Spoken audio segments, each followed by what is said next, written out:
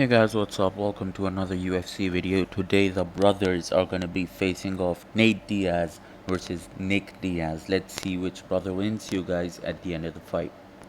We get to this welterweight bout between Nate Diaz and Nick Diaz.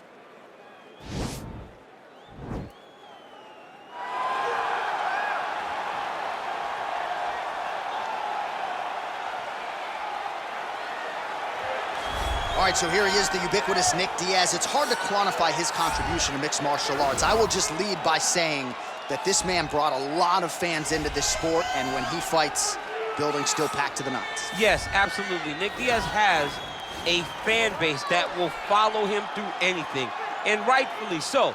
He won the Strikeforce Welterweight Championship, defended it in a ton of crazy fights, knocking out Paul Daly, knocking out Marius Zaromskis, and then coming back to the UFC and getting wins over BJ Penn, fighting George St. Pierre, and then also sharing the octagon with Anderson Silva. So it was only big fights for Nick Diaz because he was such a star and such a draw. And sometimes people lose sight of just how good he was in his prime. 2008 to 2011, Nick Diaz won 11 consecutive fights. All right, get out your 209 tattoos, folks. Here he is, Nate Diaz, one of the biggest superstars in all of mixed martial arts. It's amazing to think where he could have taken his star power if he was in a regular cycle competing every 3 months. Yes, if he fought as regularly as most guys, his star power would be even bigger. But Nate Diaz moves at his own pace. A phenomenal striker and a great jiu-jitsu tacticianer.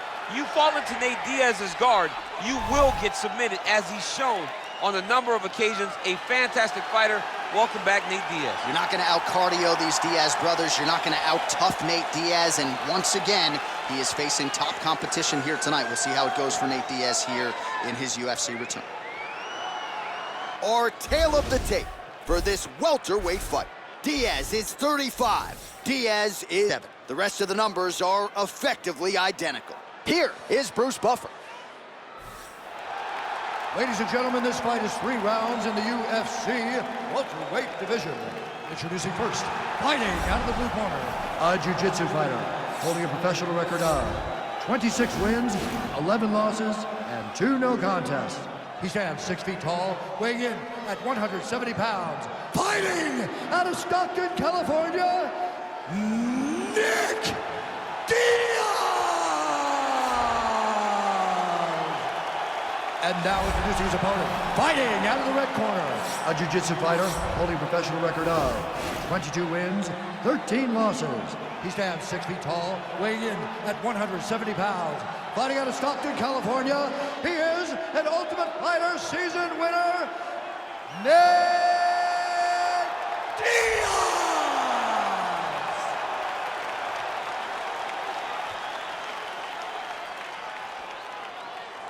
And when the action begins, our referee in charge, Dan Mergliata. Dan Mergliata, your referee. You ready?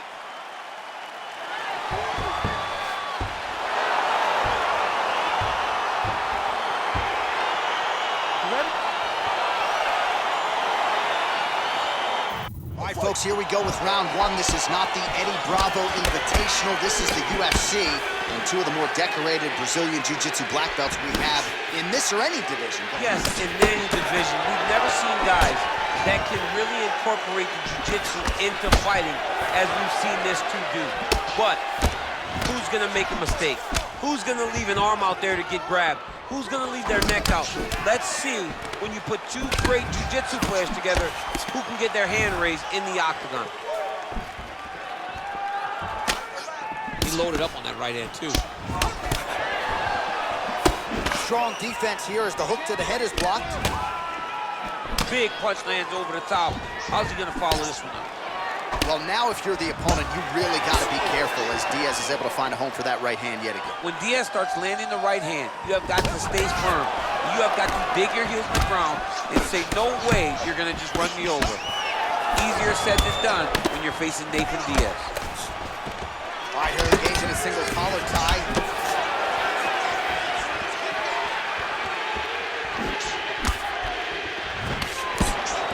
Nice strike. Punches blocked. So just over 20 total strikes have landed for Nate Diaz. outside. There's the shot. There's the takedown by Diaz. Diaz gets up. He is back on the feet. Looked like he was in a submissive state on the ground, but he worked hard there to get back to the feet. Nice punch there by Diaz. Look at how he turned his hip into that leg kick. Got the single collar tie. Nice counter right hook there. Over and over, he's landing these big body kicks. Oh, and there he goes, working off that jab again. How's your jab? I mean, the jab's nice. I love throwing the jab. But you realize that as MMA evolves, guys will start to fight behind a very educated jab. It's just like boxing. The most thrown punch, and the first one you learn is a jab. Right. And in MMA, guys are starting to take that same approach because it is such an effective weapon. All right, so a good job by him here. He can... on that punch right there, his opponent's compromised, DC. It's one thing to land a hard shot. It's another thing completely to land a perfect shot. And that was a perfect shot. And both guys really throwing with authority. Big, powerful punch land. Now he's getting back in range. What a body kick. And he landed the right hand there. Throws the right hand there. Stuffs that takedown. Okay, round two, you ready? You ready? Here we are, early round two. Went back to the well with that hook to the body. Instead, it's blocked by Diaz. Good punch. All right, well, he's landed some good over the top, and now his opponent in a world of trouble. Beautiful level change. Make him think you're going low and come right over the top with that beautiful overhand. Great punch. All right, good job by him there to raise the guard and protect his head. He's doing a good job of keeping the guard high, blocking his head. He's hurt really bad. What a fantastic strike. Oh, my goodness.